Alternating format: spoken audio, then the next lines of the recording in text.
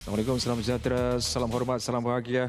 Selamat datang ke Stadium Tertutup Sukma Kuantan. Kami bawakan kepada anda aksi perlawanan yang ketiga untuk sekat yang ketujuh hari yang pertama ini bagi perlawanan yang akan menemukan pasukan JDT dan juga pasukan PFA Oden Sarawak. Ada sedikit ruang, dilarikan oleh Rizwan Bakri, bahaya kedudukan ini. Dari bahagian kanan, Andres Sito mencari ruang rembatan dan tersalah jangkaan. Dari serangan ke dalam, Andres Sito. Ada tampanan, cuba untuk disudahkan. Mudah dilakukan oleh Nur Akmal. Ini dia Rizwan Bakri. Kosong. Mencari awal Udin. Mencari sudut di sebelah kiri, pintu gol. PFA Oden Sarawak. Masyari menanti di dalam kawasan D. PFA Oden Sarawak dan satu dekila, satu jaringan bergaya yang dilakukan di situ. Sama yang ditunjukkan oleh kedua-dua pemain JDT ini. Dan tidak semena-mena juga jaringan yang ke-6 yang diraikan oleh JDT. Menggerakkan serangan bagi pasukan JDT. Waludin berjuang, satu rembatan mudah dapat untuk melakukan jaringan ketujuh untuk JDT. Rizwan Bakri. Satu lagi peluang, nampak agak mudah juga dengan hat-trick yang disempurnakan percubaan itu.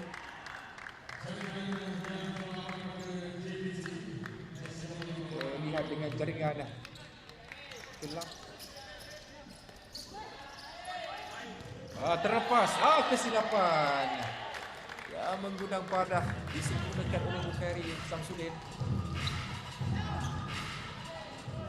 Di manakah pemain JDT itu, ini yang tidak boleh berlaku.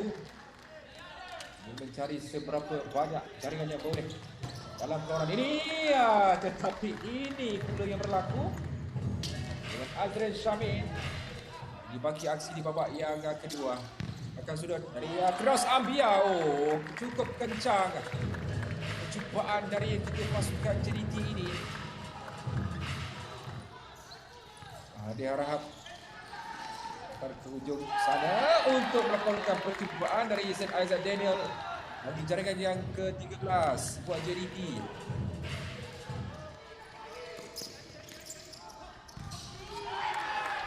Ini jaringan dari Nur Akmal yang tidak berjaya.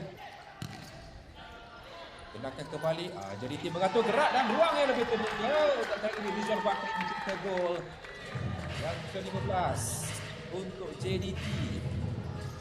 Dan Azrin Syamil memberikan jaringan pertama itu untuk PFA Oden Sarawak. Dan tamat aksi masa penuh perlawanan di antara JDT dan juga PFA Oden Sarawak dengan pesta jaringan sekali lagi diperolehi oleh JDT.